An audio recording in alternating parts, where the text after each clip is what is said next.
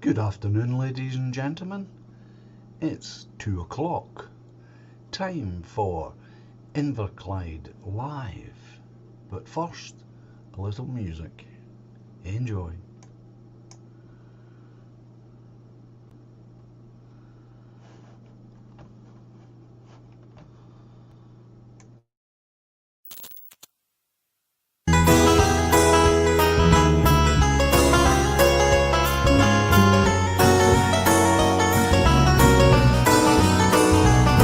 There once was a good time when we built all the great ships here.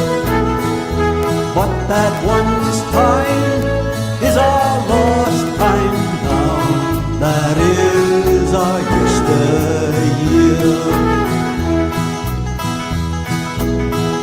Sugar cane from Jamaica, put a sweet tooth in every mouth, and the cotton that once was spun here fine was gathered by black hands of the South.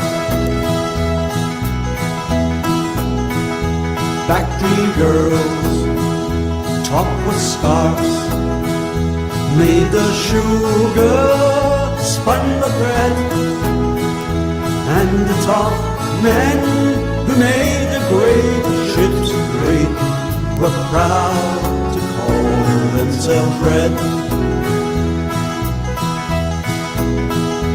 There once was a good time when we built all the great ships here. But that once time is our lost time now. That is our yesteryear.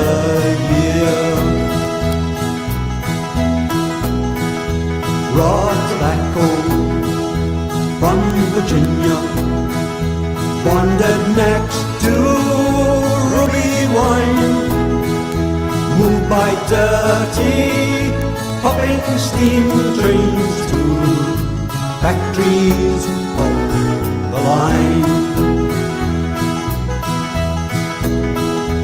Good old roads from Port Glasgow, cooper barrels for the whiskey trade. All the world knew that the legend claimed the best ships were always Clyde made. There once was a good time when we built all the great ships here. But that once time is our lost time now. That is our yesteryear. But that once time is our lost time now. That is our yesteryear. But that once time is our lost time now. That is our yesteryear. But that once time is our lost time now. That is our yesteryear.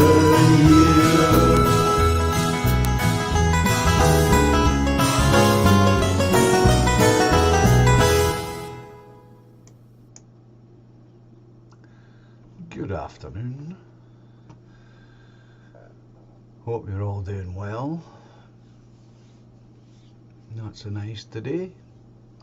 Back to our usual dreich.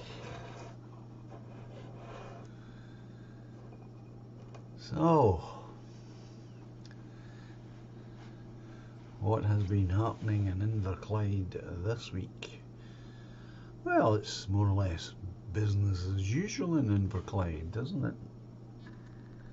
Ward 4 returned the same 4 individuals for the next 5 years as we've had for the last 5 years.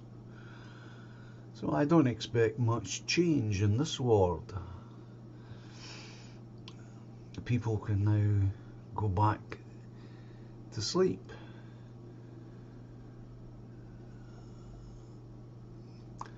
and nothing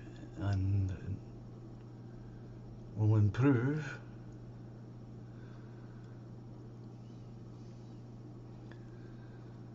as nothing has improved. We'll continue to get more cycle lanes. Isn't that exciting? As more people slide towards the need to use food banks,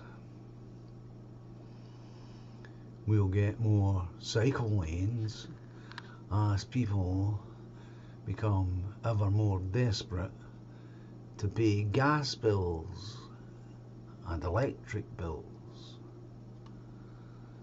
But they will have cycle lanes. And isn't that exciting? When you can no longer heat your house, you can go out and view the new cycle lanes with enthusiasm. On an empty tummy perhaps, but that's not a big cost. An empty tummy.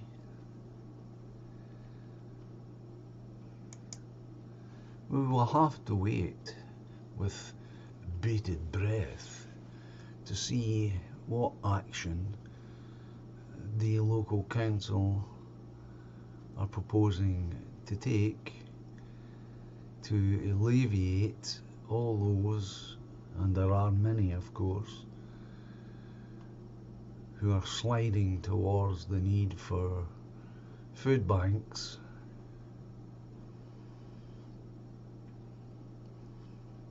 Perhaps they'll take an advert out in the Telegraph and encourage us all, those among us who can afford to drop in a couple of cans of this or that into the baskets.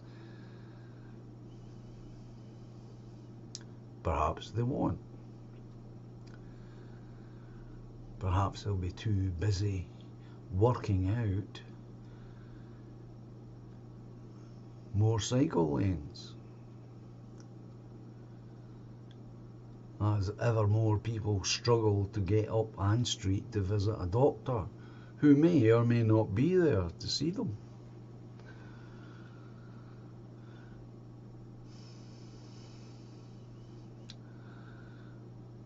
I don't think the future is too bright for Inverclyde at the moment, considering that more or less the same people were put back into the county. And the truth of the matter is, folks, no matter how you slice and dice it, cut it up, or look at it, when you put the same people back into these positions, nothing is likely to change.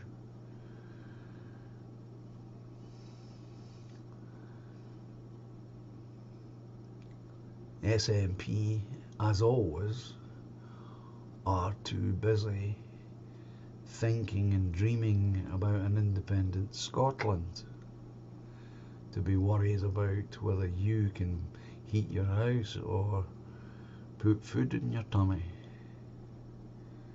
That's their priority. And I expect in the next 5 years we'll get even more artistic endeavours popping up all over the place, costing thousands upon thousands of pounds of public money. Your money, by the way. It doesn't pop out of nowhere. This is public money that's spent. And the rationale behind it, of course, is that if you have these pieces of artwork, people will come to the town and visit, and they'll bring their money to the town and spend it in the town. That's the rationale behind it, just in case you missed that. That's the thinking. All you have to do is go to other places in Scotland who have and still are getting the same treatment, and ask the local traders there, have they seen an improvement in the local economy with the new artworks in their area?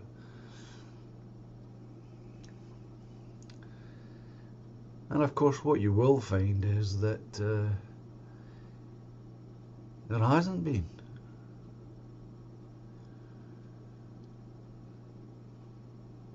The SNP don't seem to understand that you need more than a new piece of artwork to attract people to a particular part of Scotland. There has to be more than one reason why people will go there.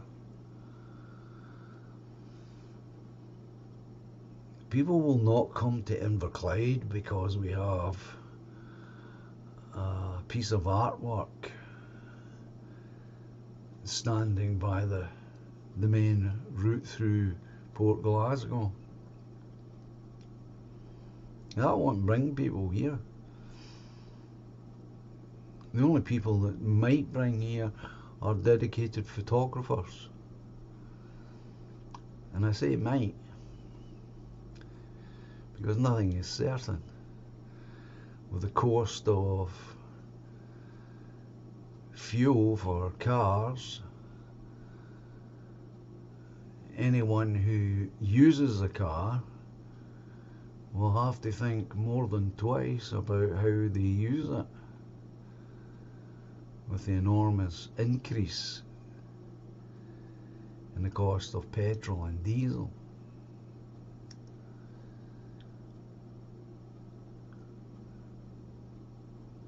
It's a failed strategy. I mean, I don't even like to use the word strategy in this regard, because they're not connected.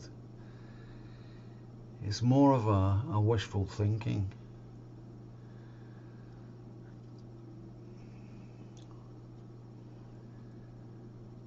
And they have no other plans. There only is one plan: hold another referendum.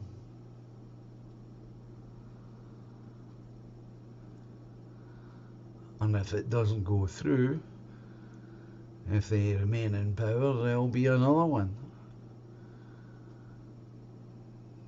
Because they have nothing else. Everything they touch doesn't work, or money is lost along the way.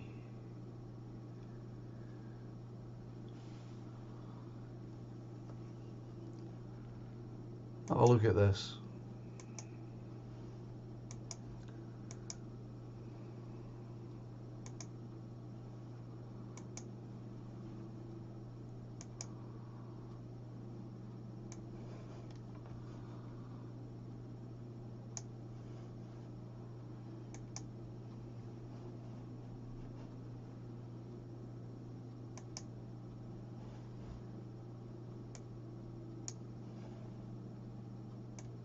Obviously, the constraints that I am under, unfortunately, mean that it's not possible for me to go much further than that.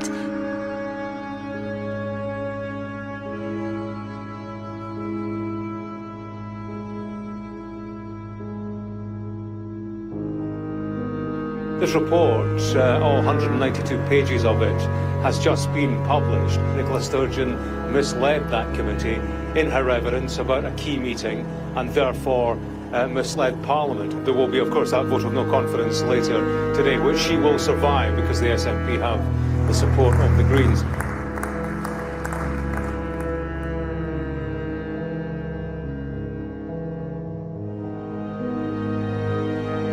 What does Scotland say? They don't have documentary evidence for the decision to go ahead with the contract against the advice of CMAL. Who took that decision and why?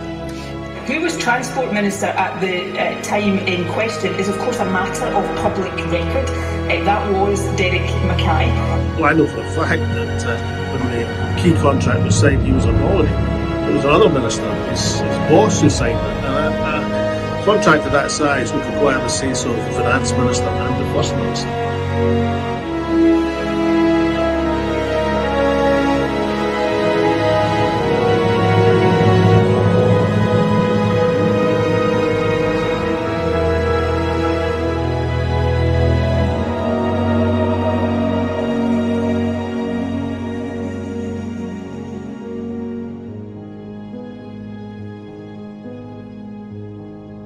Who took that decision and why?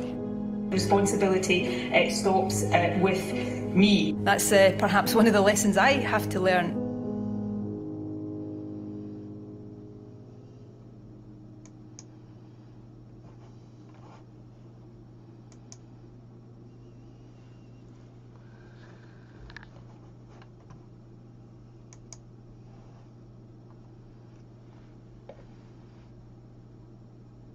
I find it highly ridiculous for a First Minister to say such things as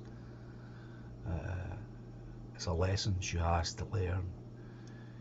Anyone who steps up and makes that oath in public to lead the country already knows before they take the oath that the responsibility stops with the First Minister. That's why they have that title.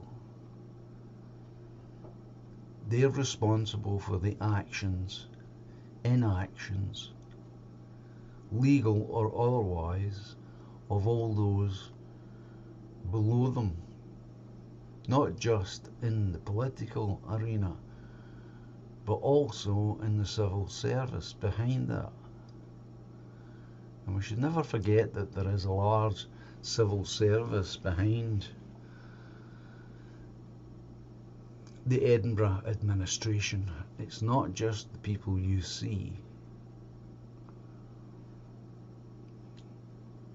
She's responsible for all of that, all of their actions, good, bad or indifferent. And she knows that, she knew that long before she took up the oath. But like all professional politicians, it's not a question of actually taking responsibility, it's a question of shifting that responsibility to anyone else that's handy, who is a convenient scapegoat. Good afternoon, Lorraine.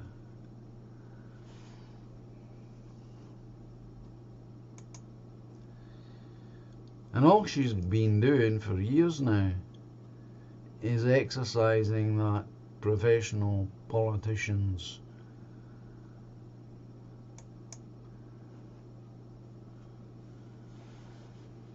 excuse.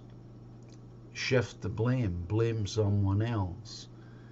And worse still, we hear her from time to time, too many times in fact, saying, I don't know. I don't know where the money went. It seems they've vanished. We have all these incredibly lame excuses, and that's all they are.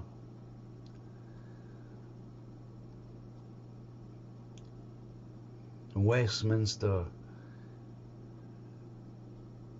parcelled up £70 million to be shared amongst the town councils equally, and that £70 million is nowhere to be seen. She has no idea where it's going.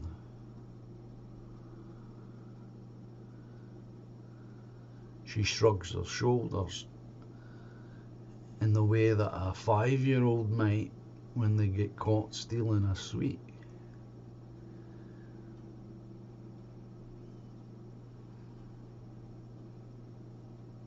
In my books, it's totally unacceptable. And I think it's time that those members of that party, the SNP, wakened up to the fact that they're being played for fools.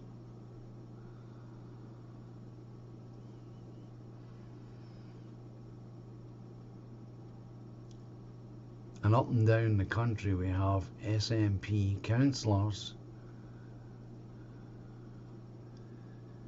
who, by supporting this regime, have to share the responsibility for all this money that has simply vanished into the ether. Our money. Ultimately, it's our money. They don't have any money. Politicians don't have any money of their own. It's our money that they misplace, lose, don't know where it went, can't seem to lay our hands on it. You just can't do that with the vast sums of money these people deal with. You can't simply lose £70 million and say, I don't know where it went. It's ridiculous.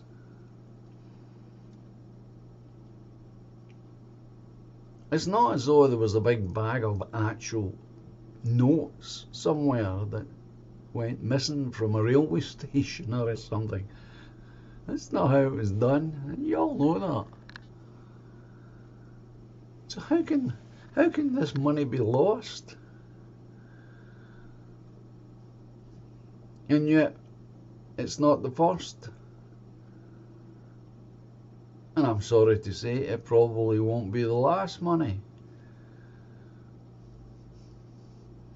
And we have the whole fiasco just up the river at Ferguson's. And that has turned out to be a complete and utter disaster. Not just for Scotland and the taxpayer, but for the people who are employed there.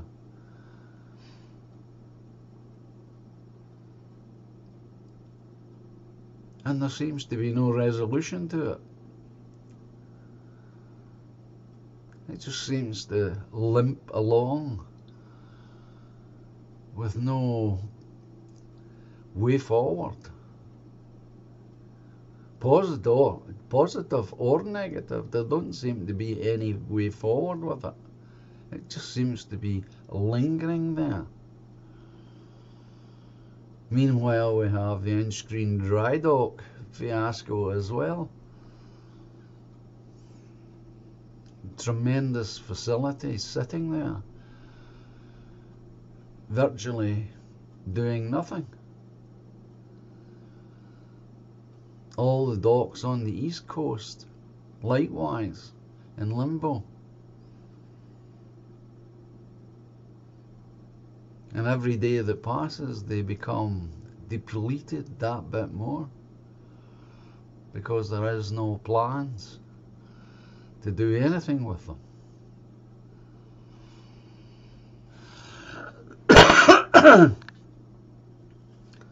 I just wonder how long the Scottish people will take before they come to their senses about the SNP. They only ever had one agenda. They started out as a protest group up in the Highlands, and for very good reason, of course. Those were the days when we had a secretary appointed from Westminster who was in charge of Scotland. Again, it was a fiasco. Nothing ever was done, nothing ever changed for the better. And that's where the SNP grew out of, that discontentment, that imbalance of political authority and power.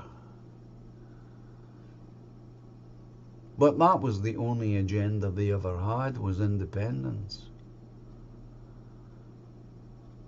And considering the length of time that they have been in existence with that single objective, they still haven't worked out the details of how to set up a proper currency in an independent country, and how that independent currency could ever be supported. And I've read their material on it. So if you don't believe me, you can get their booklet on it. They've got a whole booklet dedicated to currency, and there are no answers in it.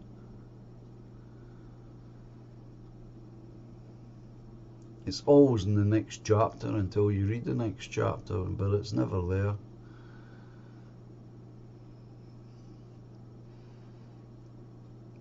Because they don't have an answer for it.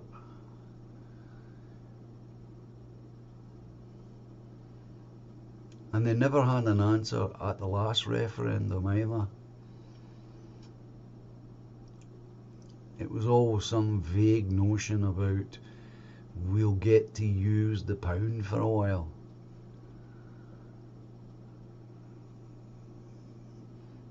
Because they realise that the real powers at work in the UK will never allow an independent central bank to be set up, which every country needs, a central bank with something to back up its currency.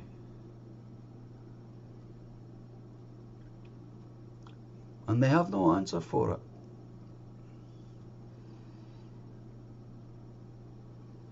They have no answer for the real question of, could today's Scotland, the way it exists right now, this afternoon, could it support everything that we have in Scotland right now at this moment? The National Health Service, could it be supported purely by Scottish means?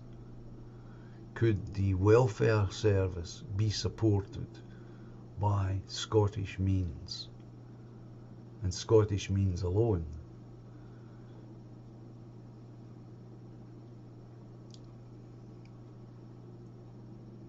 The nursing home entanglements, could all of that be supported by the present population and income?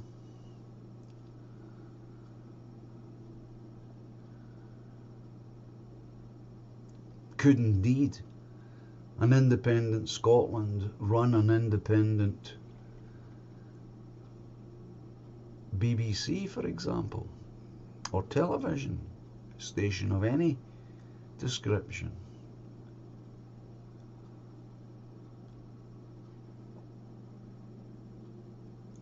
Because these are the things that a modern Scottish family would expect. They would expect nothing really to change.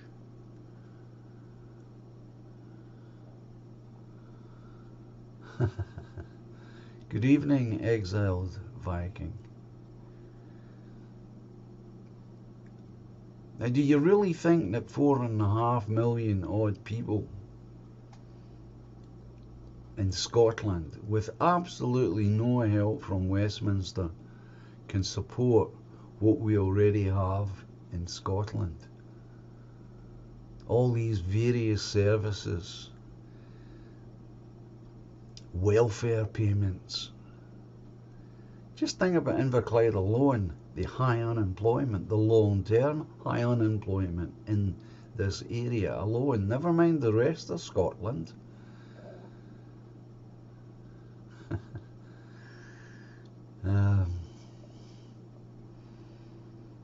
Do you really believe that we could support that?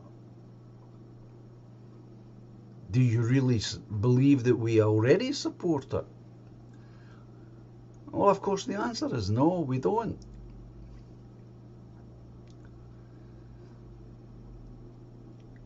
We depend on sharing these costs with England, Wales and Northern Ireland as being part of the UK.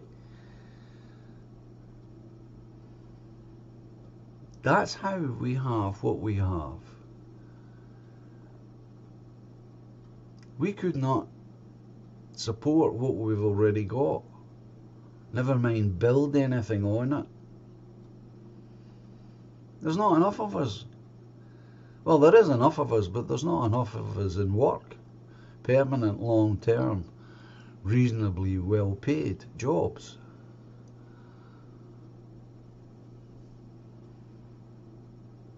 If Scotland were truly independent, totally cut from any financial support, this country would become enormously poorer straight away. Just think about Inverclyde. Forget the rest. You don't have to imagine the rest of Scotland. Just think of Inverclyde alone.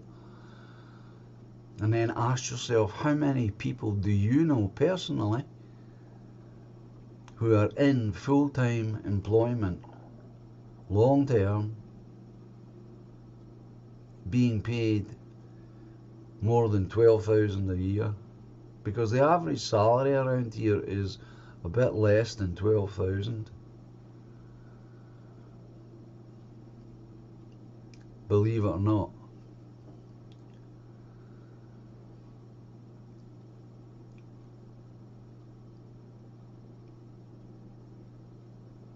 If you multiply that across Scotland, and it might not be as unreasonable as you might think to do that,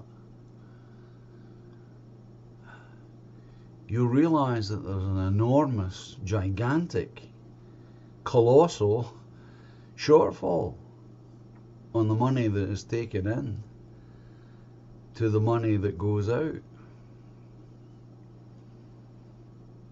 And the SNP have already accrued an enormous Scottish national debt. It's in the billions now.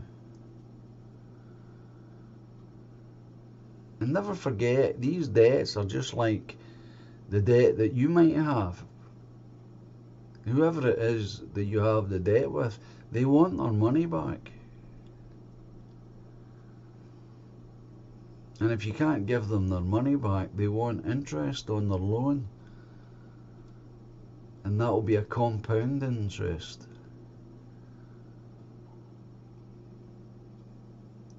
And that's why they never talk about such hard topics as hard economics, because they don't have answers.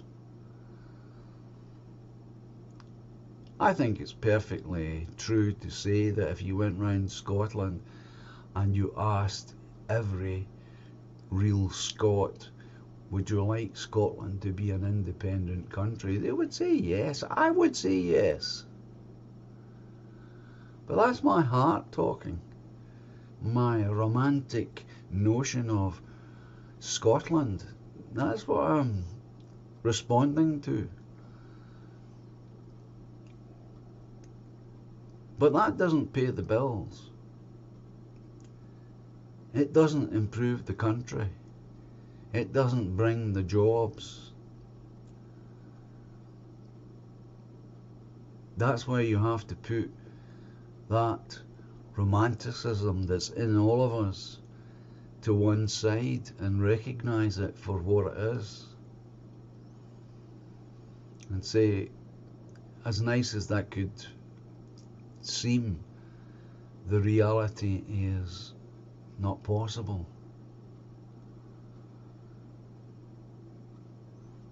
And therefore, we have to take what we have, improve what we have, and make Scotland a better place for all of us to live in. so that we can appreciate those romantic ideas and visit the places where they grew from.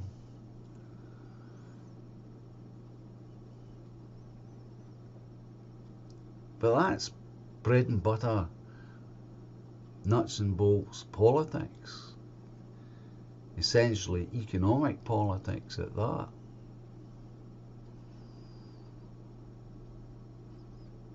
It's the same as any of these notions that SNP have. Free bus travel for almost everyone is a great idea. Wouldn't we all love it to be that way? But at the end of the day, the bus companies want paid. Where does that money come from to pay the bus companies, who can pay the drivers, upkeep the vehicles, get new ones when they need them, etc., etc., etc. Same as the rail.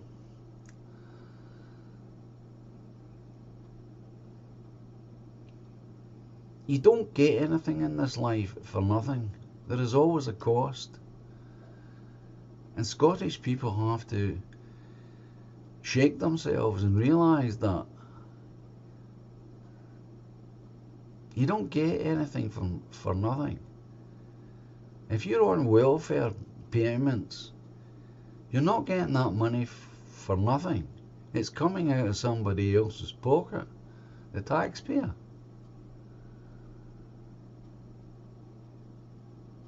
Somebody has to do without so you can have.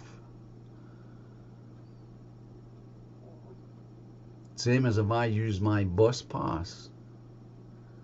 Someone else is paying for that fare. I don't get it for nothing. I just don't directly pay for it. Same as our prescription. We don't pay for them when we pick them up at the chemist. We pay for it indirectly through other forms of taxation. But we couldn't afford anything like that if we were severed totally from England. Even the poor English don't get it. They have to pay for it at the point of when they go to fetch it.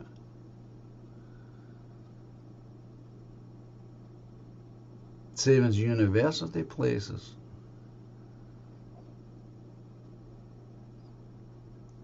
It's an illusion. And it can only be maintained because we are attached and part of the UK.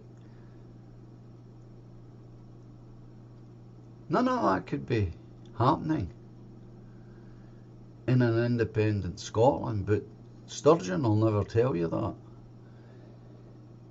She will play on your romanticism of an independent Scotland. And for some people, that's all they need, because they're not practical in any way, shape or form.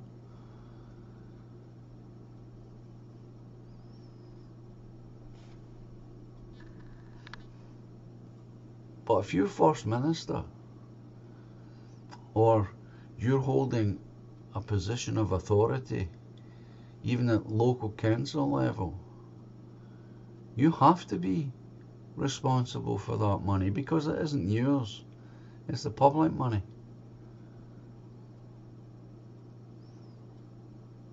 And when you're at First Minister level, you're dealing with much bigger numbers, and therefore your decision making has to be that much sharper and clearer and decisive. And I would argue at that level, you have to take the long view and not the short view. As I've argued before on this Inverclyde Live, somewhere like Inverclyde Dry Dock is a long-term view that requires a long-term decision to be made on it. But according to all the experts in the field, there is a future there to be had. But it will take effort, and it will take time, and it will take investment. Same as the Leith docks. They require exactly the same approach. But if you've got people in power who have only got one agenda, and that is independence, and nothing beyond it. I mean, there is nothing beyond it except rejoining Europe. Then the country is never going to make those necessary first steps to a brighter future for more people. And that's the way you have to see it when you're First Minister. You have to think about what is good for the majority.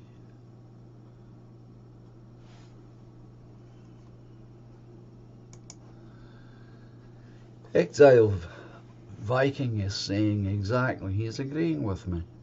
Sturgeon is merely exploiting people's patriotism and love for Scotland to get votes, and we have seen why she is keen on mass migration into Scotland for a steady flow of votes. So insidious.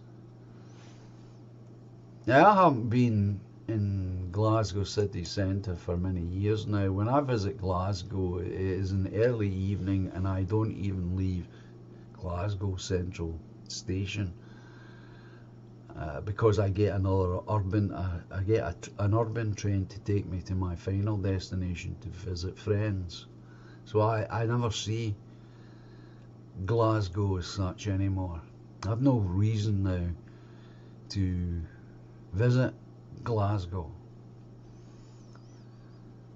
But I am told,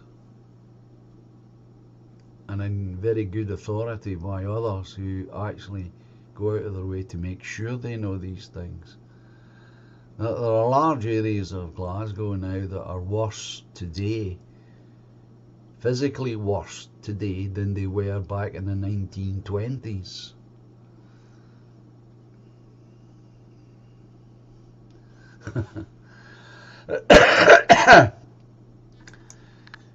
Exile saying you're not missing anything, to be honest. Yeah, exactly. So let me show you another little snippet from the many snippets that could be shown.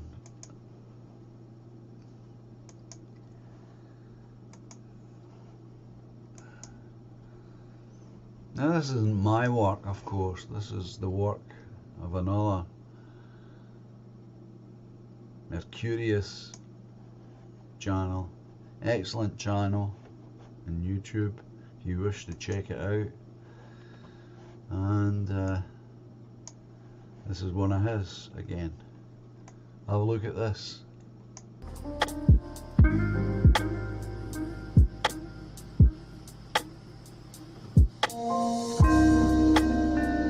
The number of police officers in Scotland has hit its lowest level since the formation of Police Scotland. The SNP's 2016 manifesto promised £1 million a year for a victims fund, but in 2 years it hasn't even delivered a fifth of that.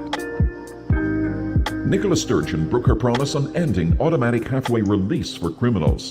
There are nearly 650 fewer local police officers since the SNP's police merger. The SNP's hate crime bill is the most controversial in Scottish Parliament history and criminalises what you say in your own home. The SNP's Football Act criminalised football fans and threatened free speech. Victim Support Scotland condemned the SNP government for failing to implement Suzanne's Law in their parole reforms. Pre-pandemic, violent crime has been rising for 5 years. Not a single victim has been allowed to attend a parole board hearing since SNP reforms, despite dozens of requests.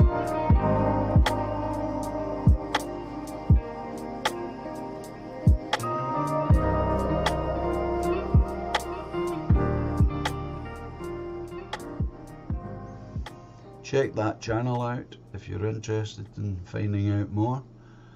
Excellent place.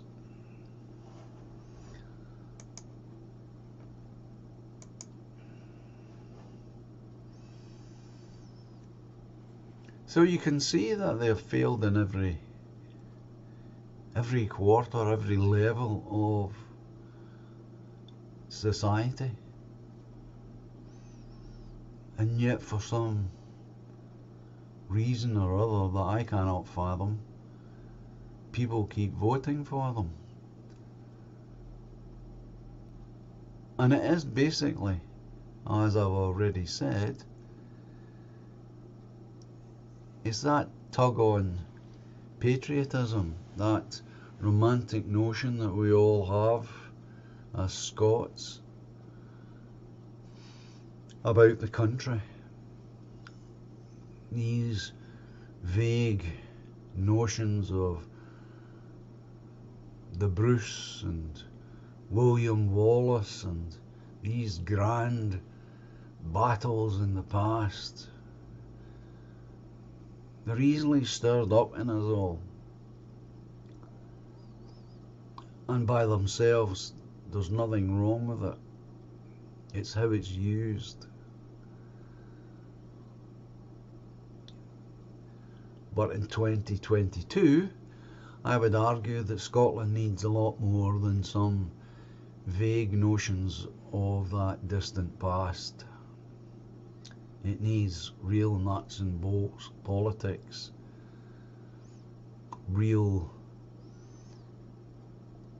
down-to-earth ideas and solutions about how to improve people's lives, where it is possible to intervene, if you like, for a government to intervene and benefit people. It's not always possible, and it's not always desirable for a government to intervene.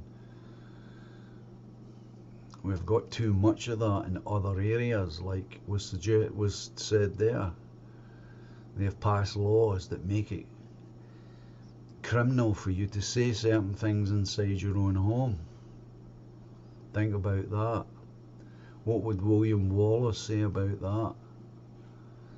What would Robert the Bruce say about that? That you cannot hold a private opinion and say it aloud in your own home. You're actually breaking a law. How does that square up with, if we take from the film, Mel Gibson's film, if we take from that those cries of freedom, where does that fit in to modern Scotland when I cannot say certain things on this YouTube channel? How does that fit in?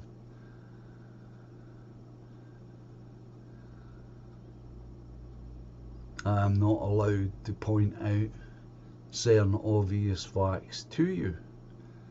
Otherwise, I am liable for prosecution. This is Scotland, remember. We're not in some faraway dictatorship in some country that you've never really heard of. No, this is Scotland. And most of our historical troubles, if you like, were based on this very thing. Based on the ability to speak Gaelic. That was one of the things that went on for a long time.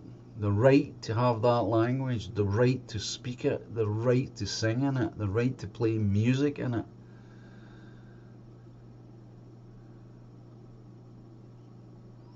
and all the other battles that were won and lost, fighting for the same things. And here we are. We no longer have it. We no longer have free speech in Scotland. I cannot speak my mind openly for fear of prosecution. And neither can you, even if you're not aware of it. Perhaps you're worse off if you're not aware of it. Because you may say something inadvertently, not realizing that you're breaking the law, until you get the big hand on the shoulder from the police or the knock at the door to put you under arrest for breaking something that is so ridiculous in its concept that children wouldn't even think this up. Hate speech. There is no such a thing as hate speech. There is only speech.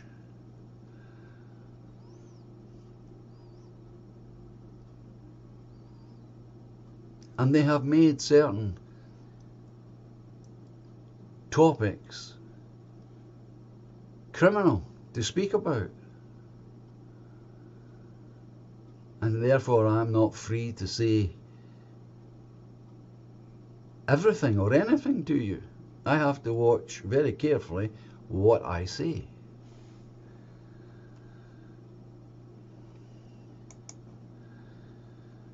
Gaelic, says Exile Viking, in my opinion should be the only language taught alongside English in schools instead of Mandarin. The latter was Surgeon's brainwave to integrate Chinese kids.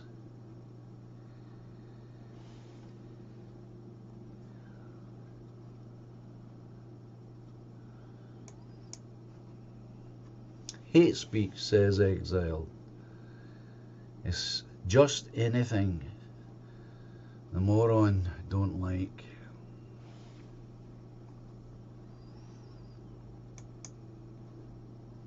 And I agree with them about the language. Standard English is the language that is used across the world for many different reasons. And therefore, we have to learn how to speak it as Scots. But I agree that alongside that should be Gaelic, and it should be a choice for those who wish to learn to speak that old language.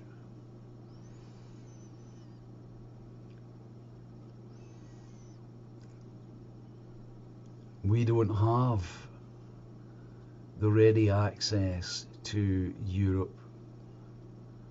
Never did have. Even when we were in the EU, we don't have from Scotland easy access to Europe. And again, that's something that could be rectified for the future with the expansions along the east coast in the ports that already exist, that are sitting more or less doing nothing. Ferry services could easily be expanded for trade and for people to visit. But all of this has been tossed aside by the SNP. It's already been asked for, it's already been costed, and it's already been thrown aside by Nicola Sturgeon in her time in office.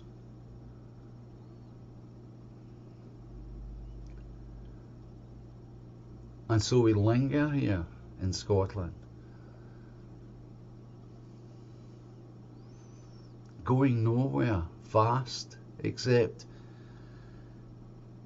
down the poverty tube. with no plans, no grand visions for tomorrow other than independence.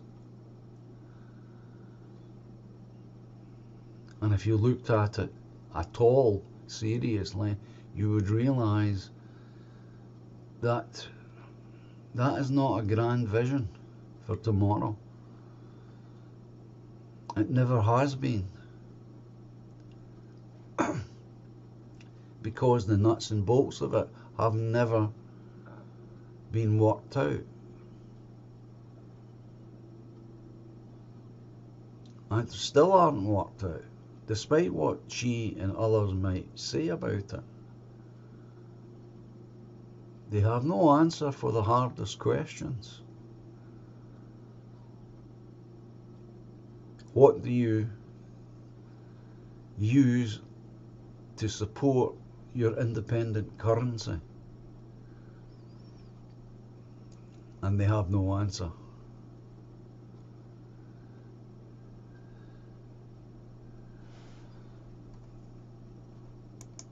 Exile saying, I sad read once that a Eurostar link from Edinburgh via St Pancras towards the continent was talked about, probably the only good proposal from the Scottish government, but it would cost billions. No, I'll tell you, Exile, and the rest of the audience, when they started talking about the Eurotunnel, they also talked about a terminus in Scotland, and that was to happen. There was to be a terminal station in Scotland, not in Glasgow. It was further north than that. And the idea was that then, if you lived in Scotland and you wanted to visit Europe, you could get on the train in Scotland and zoom your way down right through the Eurotunnel and into Europe. That was the grand plan in Margaret Thatcher's era. Of course, like many other plans, it never came to anything, and that's why we don't have it. But there are now plans for ferry services using modern designs of ferries that would link us to Denmark and Sweden,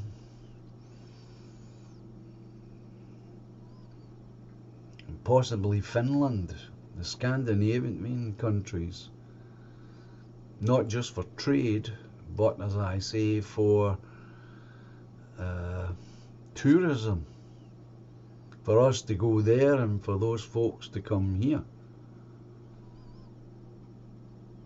But this is a long-term investment, a long-term plan, just like here in the West, to double the capacity of ferries to the islands. These are long-term strategies that require long-term vision.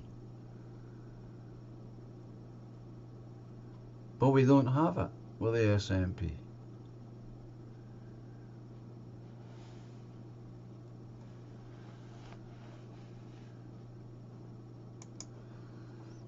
Exile suggesting we could use Edinburgh as a start point. I still think Edinburgh would be a good starting point. I wouldn't disagree. Though a dedicated link to reach London in 2.5 hours instead of 5, and then onward to the tunnel, it would be a start. I'm just reminding people who have obviously forgotten that that was the original promise about the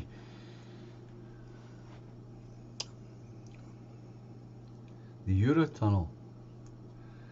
When it started out, there was to be a grand, I think it was actually meant to be Lanarkshire, was to be a vast railway hub, trains leading to this place. You would board the train there and it would just zoom you down and through the tunnel.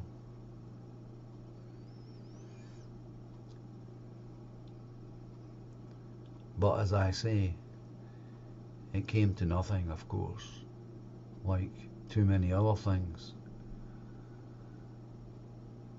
in Scotland.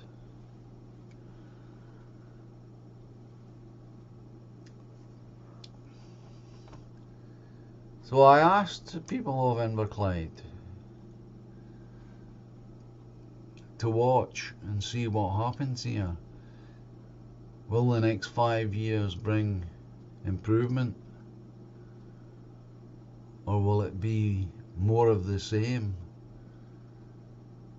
or will it get worse? Because you voted basically the same people back in as had already been here.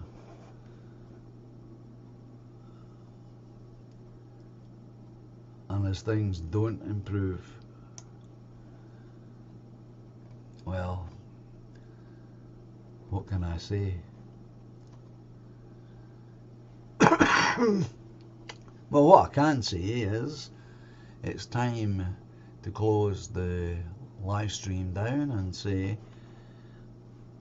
adios, au revoir, cheerio, and until next time, bye for now.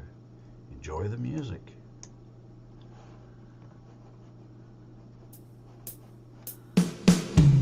Silently the snow falls, paints a winter scene. Thanks for everyone who came. Swiftly spreads the dark rim, hides the fading autumn green. Moonbeams brush the dark wood, conjure friendships dear to me. Lightly now the breeze flows, disturbing more than just the leaves. But life's much more than we can know. If you want to get in touch with me, that's my email address on the screen now. In the eternal flow, patiently the love grows, lifts the weary heart. Gently now she holds me, melts two worlds once apart. Moonbeams brush the dark wood, usher dreams of you and me. Softly then the breeze blows, disturbing more than just the trees. But love's much more than we can know. We are one small globe in the eternal flow. Melodies of long ago, songs of innocence, harmonies to soothe the soul, have some consequence. Moonbeams brush the dark wood, waking joys of you and me. Silently the snow falls, bringing winter symphony. But we're much more than we can know. We are one small globe in the eternal flow. But life's much more and we can know we are one small globe in the eternal flow.